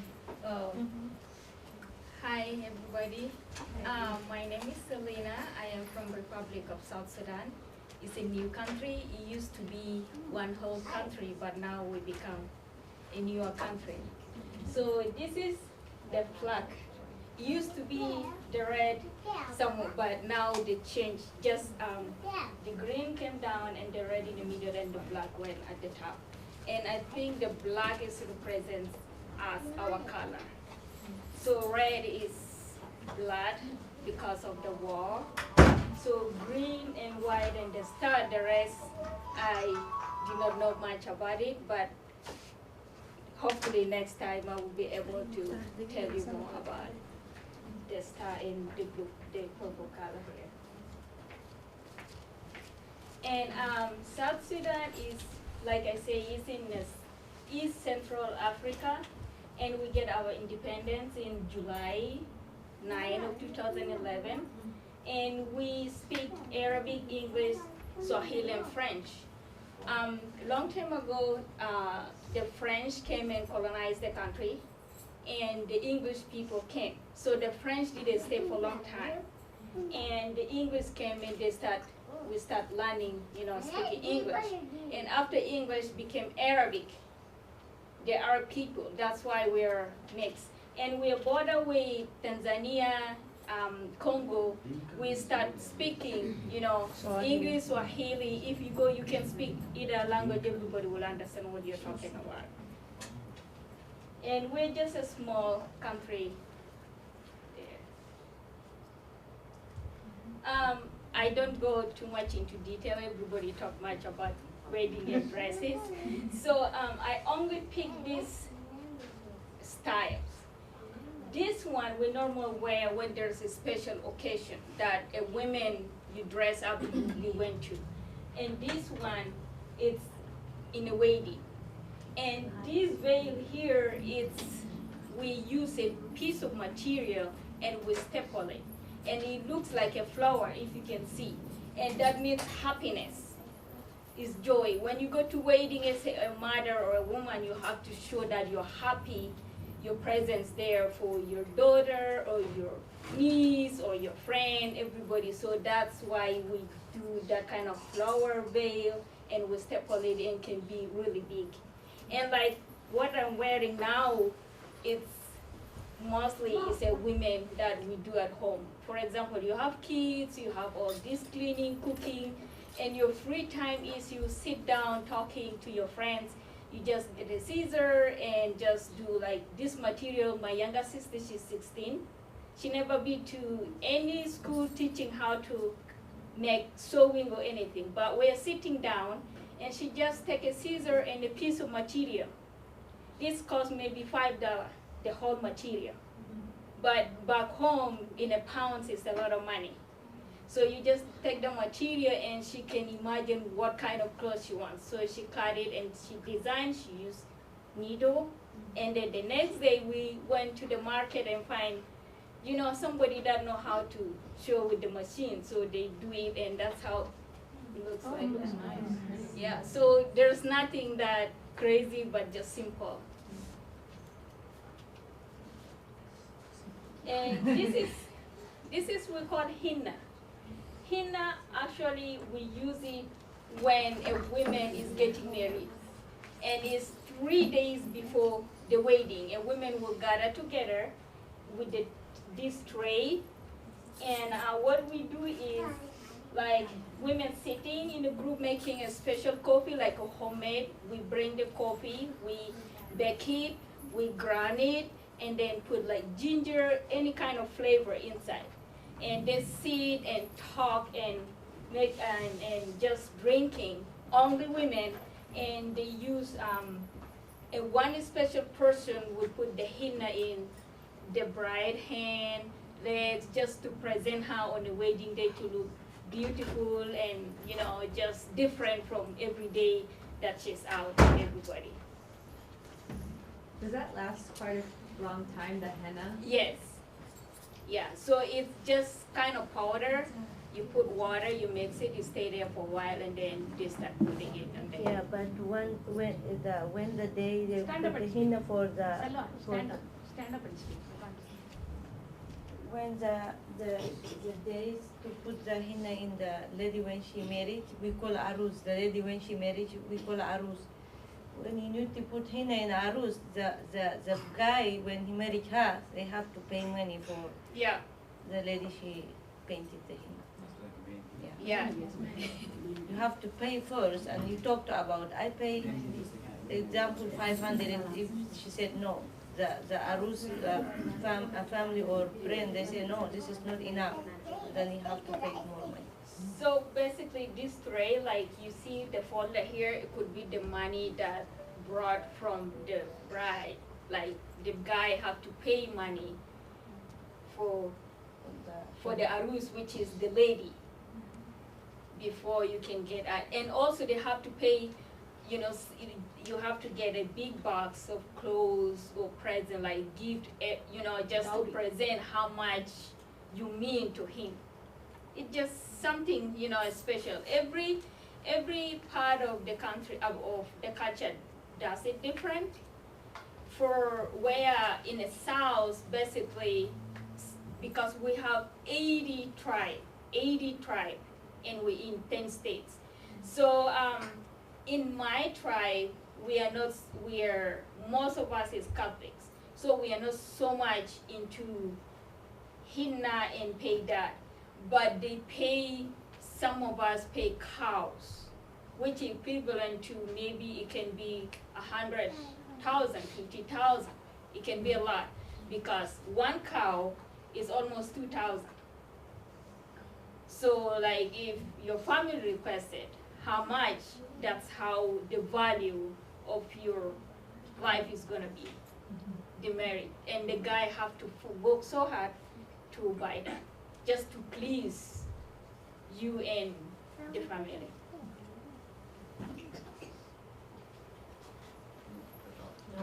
No, sorry.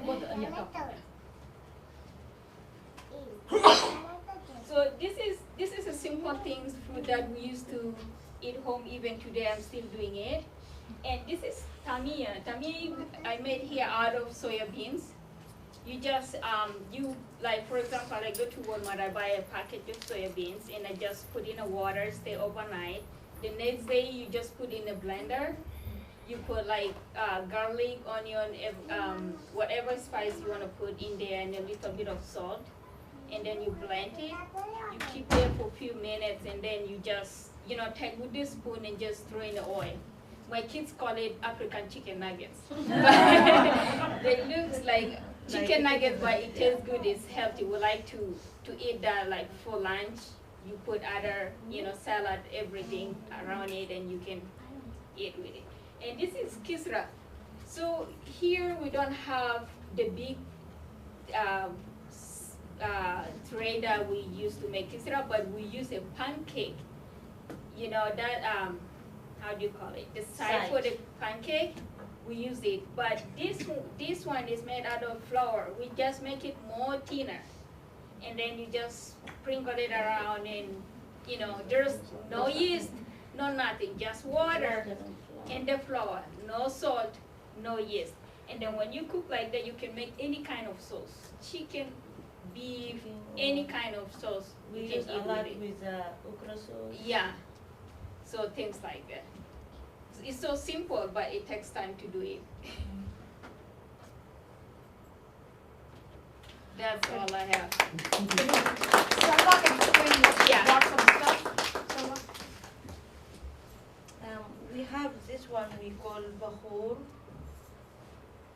It's hard to open. We call bahur. Is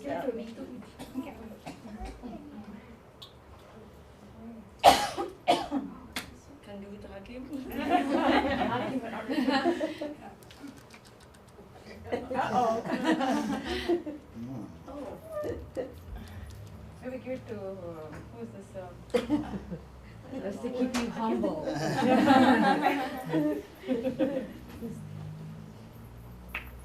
Okay, you can go next one, explain next one. It's okay? Okay, thank you. We call this is Bahur. It's special. Every woman, when she married, you have to have this. When you marry? Yeah. Every woman married, she have to have. And we cook this with sandalwood. Sandalwood. Sandalwood, yeah. Oh, that is what you were telling yesterday, no, right? Yeah, it is. We call Bahur. Oh, okay. Oh, it's giving a nice aroma. Okay. Okay. Is that food? It's just some sort of no, it's to burn it, I suppose. Yeah, Incense. burn it. To burn it as incense. When you clean your house, you can put it, then Pass it make down. your house smell good. So you prepare this. Yeah, I cook with sandalwood. This is too. Room refresheners, like. We put it here. You can put. Oh, okay, put it fire here, and then you put it here. So you put it here and then put the fire. In the. It's just like in the incense, house. maybe. Yeah. So are you from Sudan too? Yeah, she's from from Darfur. Sudan. But I am from West Sudan. I'm from Darfur. And this too. This the woman she used to put in her body every night. That's a little strong. We call this wigna, and the other one is bamboo. And this is a perfume. What is the ingredient of all Oh, this? this is nice. Is a sandalwood. I have I like the first powder. one. The first one. And I mix I think it this with is honey. aromatherapy to just maybe de-stress you. Indians, they have a lot of musk. You know musk? Yeah. Musk. Musk. So we mix it together and then. Oh, with you the make honey. all the perfumes at home? Yeah, I make it at home. Oh, next year we should have some. I mix it with the honey, then I make it like that. Maybe next year parent university will have training on how to make perfumes. Okay. Yeah, the one is very good. Yeah. But this for Sudanese woman, south or west or east, is important for every woman she's married. Oh. You have to have. Oh, I see. If you don't have those, everybody talk about you. She's lazy, she don't have it.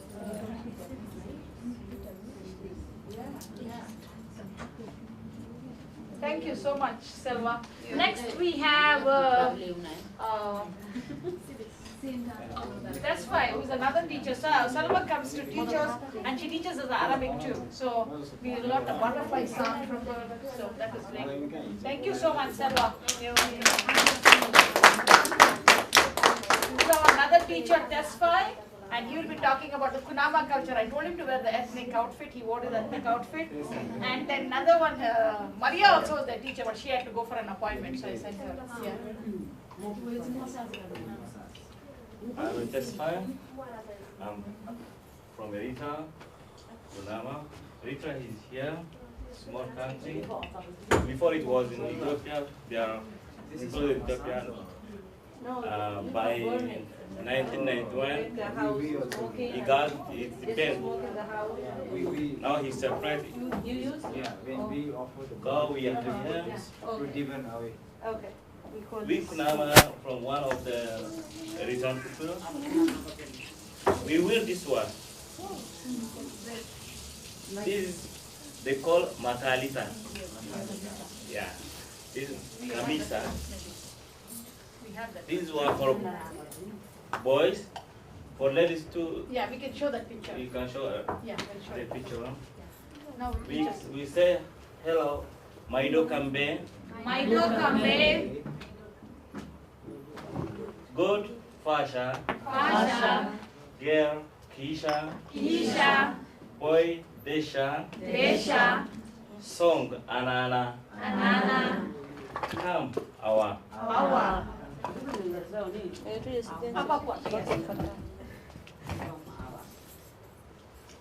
This is our music instrument.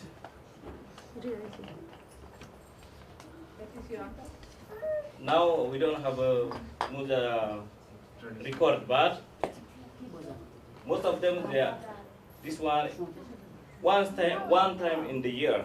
That is the time of the September, like Christmas. Everybody from everywhere, when they was at this time, they come back to the that Place. Even they are in Sudan, even they are Ethiopia, Somalia, everywhere. At this time, they have to come back to that place because it is the big feast. I'm one of them. Yeah. This is my uncle. He is my cousin. So this it's called Kundura. Kundura. This area is they say Kona. Kona. Want me to change? No, wait. Okay, yeah. Yeah. This one, the dress we use ladies, they call this one adalkana. Adalkana. You see, this is, for me is too small because I used this one before 5 or 6 years. Now I became fat. That's good, but it's nice that you gave me introduction.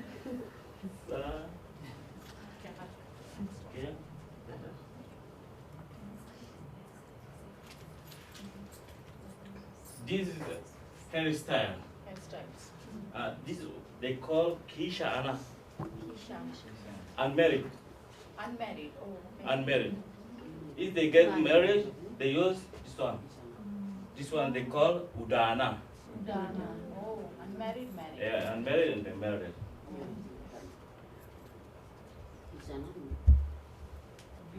Necklace. This one they can use most of the time. They use on their hair at the time of the wedding. Wedding. Oh. I thought Stephanie was wearing it. She didn't wear it. Are you wearing it? These are all alphabets in Kunama. These are our alphabet in Kunama. A, Ba, Cha, Da, E, Ba, Da, Ha.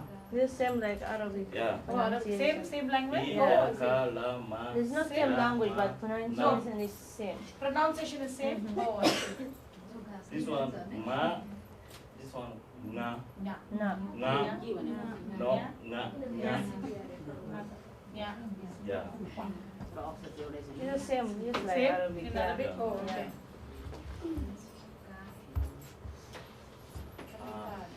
In our wedding, they call Keleta. They have from boys and the girl family, they select 2 people instead of the family. If they want some information from their boys family, they have sent this guy. And if they need some things from the boys family, the ladies family, they have sent this one. They have to tell this one, and he go and tell he can bring for the another family. Otherwise, they never go by themselves. They have to tell him, and then he go to tell them what they need. He can bring, and then he give. Amfra kala meaning. That's for the boys and adult old. If he is become, at this time they start from the 14, but before, they start before the age of the 25. At this time already they start, when he become 14 years, he start everything. But before not. He never to attract to ladies as before. But at this time, if he become 14, already he start to hunt the girls. But before, you must have 25 years. Even you can come back to home. You can stay in the field. At this time, if you become 15 years, they will call umbrella. They will take you to field, and you can stay there like 5, 3 or 4 days. And here, if your behavior is bad, they are going to hit you. Even they can kill you. If you do what? If your behavior is bad, if you don't respect your family, if you don't respect your friends, if you don't respect your country, at this time they can kill you. No The one, government? no. The culture, The culture. Culture. Who will take the decision of killing them? Huh? What punishment will be That decided? punishment, no, but in case, but no one they kill, but if they kill you, no one can respond. Everyone can go from there. I think originally it was 25 or 26 years when they used to, go find for girls or date. What do they call here in the United States? Dating. So now it is 14 to 16. I think when that's, if they are not pure boys, I think then they get hit and whatever, I don't know. Before that, you never get married. Oh, that. You have to go there. The ritual should be done. There's some sort of a ritual maybe. Before that, you never get married. So you have to go, first of all, this girl. After that, you can get married. It's same like in the Hindu culture, when they're 13 or 14, they have that thread ceremony. So when you have to have the thread ceremony, then only you're a man. You're considered man, and then only you can get married. But without the thread ceremony, no, you cannot get married. I'm sad. A lot of culture is similar. Yeah, it's similar. It's similar actually, only the way we respect different way, but it comes it's similar. Thank you so much. That's nice. I just have to talk about Russia. But if you want to take a break, get up and take some snacks and everything, and then we'll. This is last. Alicia is from Russia. She's in our parent university. She's a medical doctor. So we can get treatment from her. My country is Russia. This is the Russian words. This word is map of Russia. Map of Russia. So it's the biggest country in the world. Either they can date the kids or if he is not respecting the Yeah, biggest country. This side is Europe.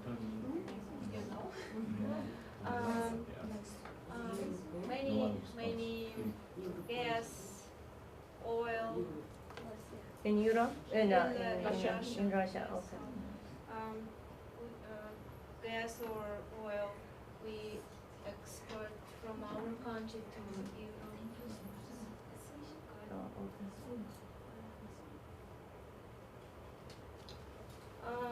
In Russia, people is 145 million people. It is Western Russia, so it's more this place and more south. Because if we live in Siberia, so it's small. Not a lot of people in Siberia. So more people here. Moscow is the biggest city. Moscow, I think everybody knows. Yes. It's capital? It's capital? Moscow is capital. Yes, yes. It's about 10, 11 million people in one city. And second city is St. Petersburg. And St. Petersburg, it's about 5, 6 million people, one city. And my city, when I lived last many years, it was 1.5 million. So it's too big city too. This is Moscow. Moscow is have many cultural building. Many famous people from Moscow. Famous people from Moscow. Scientists from Moscow, St. Petersburg. They come to U.S. and they stay and they live in United States. because they have opportunity to work in United States. But some scientists still live in Moscow and St. Petersburg. St. Petersburg is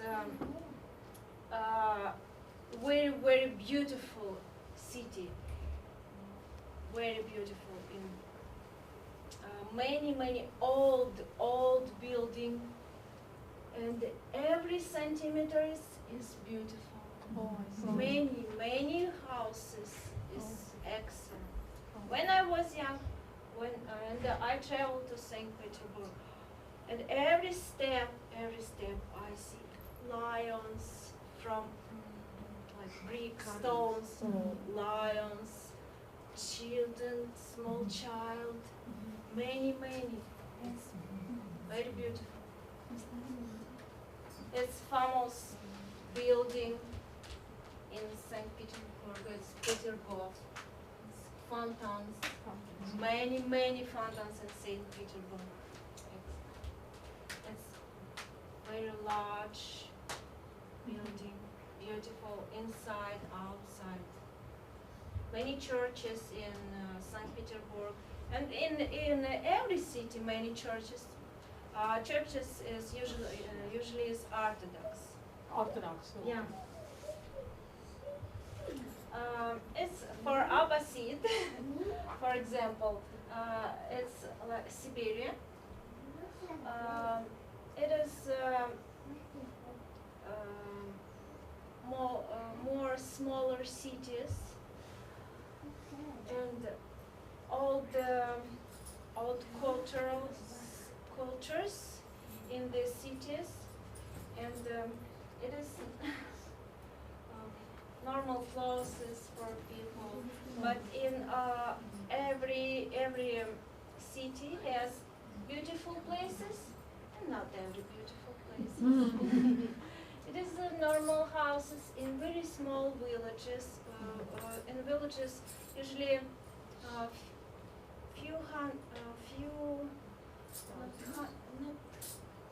thousands. Okay, maybe 4, 5, 6,000 people. It is called small villages. Okay. And usually these houses. They live in that From wood, but not excellent. But you see Moscow. Moscow is very, very rich. It is like, place is very rich, Moscow.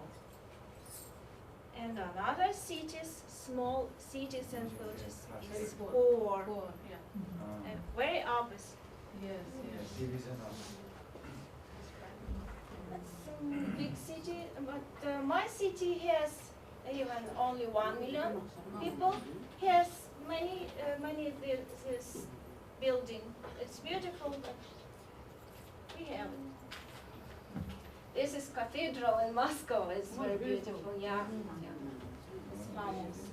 If you see some pictures on internet about Russia, you can see very often. Is this Orthodox cathedral? Yeah. Okay. It's many the same cathedrals like this. It is typical. Dome. Yeah. Okay. It's very big. Weather in Russia, so it's sometimes hot. In summer it's hot. In winter is very cold. It is normal clothes. I had the same.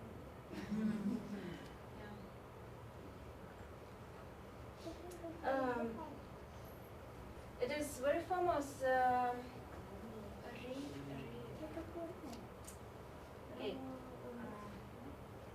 It is translated in Russian language. It is in English. from You in translate it. English. Yes. One cannot understand Russian by reason. One cannot measure her by common measure. She cannot. She has a special kind of grace, and one can only believe in Russia. We can only believe. Sometimes we don't understand, even myself, even himself, herself, but we feel it. So stereotypes is, some people think it's always cold. Not always. Some people, and I hear in Russia many bears walking on street. Never, I did never see bear window car, but it's stereotype. Very depressing. It depends. But even it seems like depressing or gray. But it is true sometimes, but maybe we have reason or something else. But it is inside, it is culture, it's our Culture. yeah. My feel. But it is stereotypes, but I would say it's sometimes, yes, we have it. Yeah, it's big cities have Mafia. sometimes it's dangerous. Or cheap. Yes, we have it in even small story. We have it. We have it a lot different kind of work. Many families is drink water. It is problem. Yes, in Russia it is problem. Everybody drinks in Russia? Not everybody, of course, not everybody, but a lot of families and then break. But almost we have almost every people drinks. No. Every people have or friends or we know family who is drinking. Usually it's men drinking. Men, okay. Woman is not. Communism. Yes, we had it 20 years ago. Yes. But we still, some people, old people still thinking like communists. Yeah. Yes. But this is danger. Yes, big cities is danger. Yes, we always thinking a lot and about we take care. We always ready to think about maybe he will kill me. Yes, we usually try don't go, not walking in the night. Even 8, 9, 10 hours, 8, 9, 10 p.m. We try don't go outside. Or they can, if you have it, not excellent. Yeah, sometimes different cultures, because different people from different religion. We have many Muslims, Orthodox, small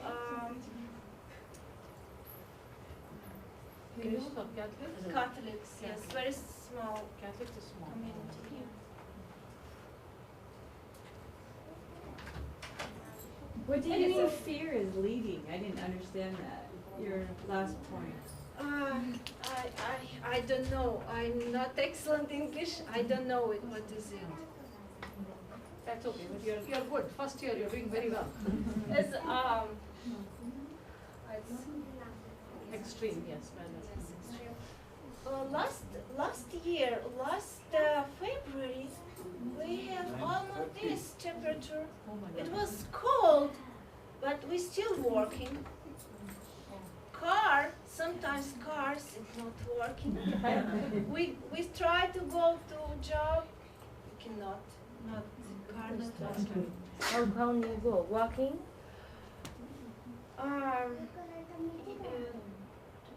We have buses. Oh, okay. Many buses. And we take You bus. ride bus. Okay. And it is summer. It is usually summer is 30, 25, 30. It is very hot. But we can sometimes we can. 3 years ago we had this. It was bad time. Yeah, very bad time. It is in Moscow usually. Metro is underground train. It's party.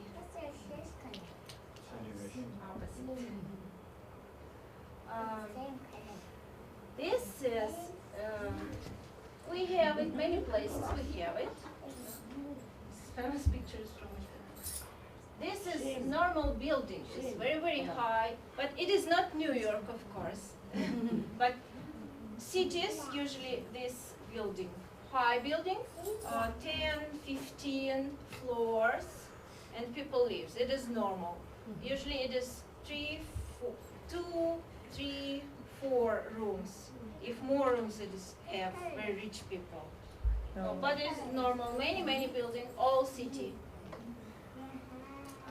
It is from theater. Almost it's, every city have it. Yes, and on for example, on beautiful old building, but we have something. This is shop.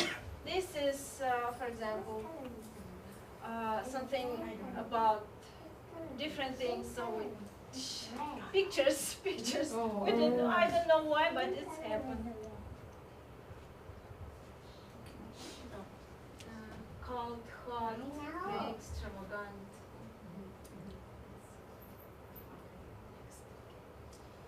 And sometimes in Russia, why we cannot understand, for example, many people from different countries sometimes don't understand Russian people. What they doing? For example, no smoking. This, for example, I can go to shop, but pictures, no smoking. But people stay here and smoking. It is normal. Or here, not no walking. It's yeah, because and then he or she can underwater. They don't follow in the rule. We send everybody to America. Every day, even children start to it. So no swimming. Many people do. Sometimes it is danger. Last summer I didn't know. My city has river, big river, and I could know it is danger to swim this month.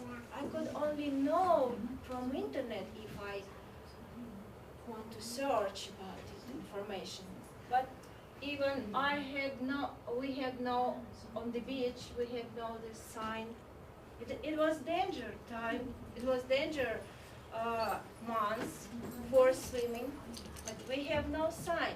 So I only on internet in few days see, oh, it's danger, but I went to beach with children. But it is and also you can see the signs, and you know what to do if you're driving. You know what to do. Do not enter. Yeah, or only wait. But if I see nobody, so if I can break law, and I don't know, will I break law or no? I don't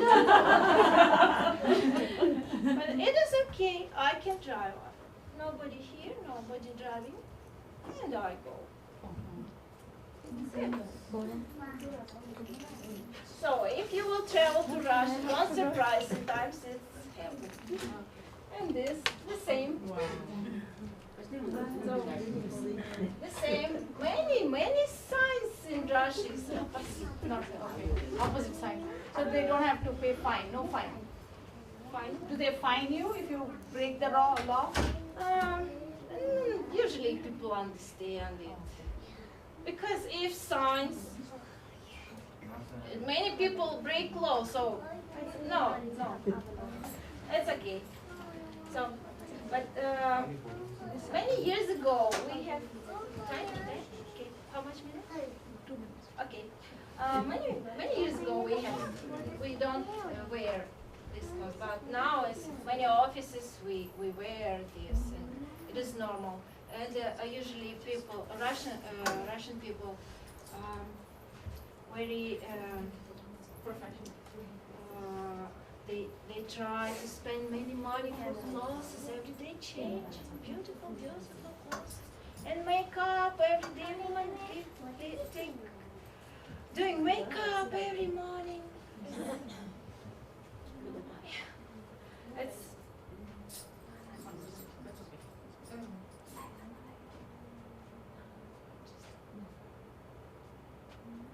Russian flag, 3 colors. Many scientists, many cultures, arts, philosophy, classical music, many compositors, painters, many it is symbols. It's only a few years ago, maybe 50 years ago, in small villages, we had the same houses. It is inside houses. It's good. No, still small villages has it. It's famous in sauna is in English language, but in Russian we have it. We still have it. And Russian clothes. When I was young, I played a little bit. Now it's very seldom. We have it. We still have it often, and we can buy this, but not drink tea. It is for tea. We have this. It is toys. You can open a small doll. You open and next small doll. It's you. When I was very young, I played. Famous food is soup. We cook it almost every day. So it is good if you have every day you have soup. It is sure. Okay. That's enough. Okay.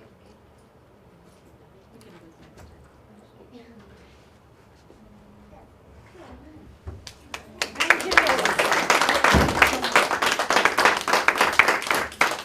I would like to thank everyone for taking your time and coming here. I hope it was informative.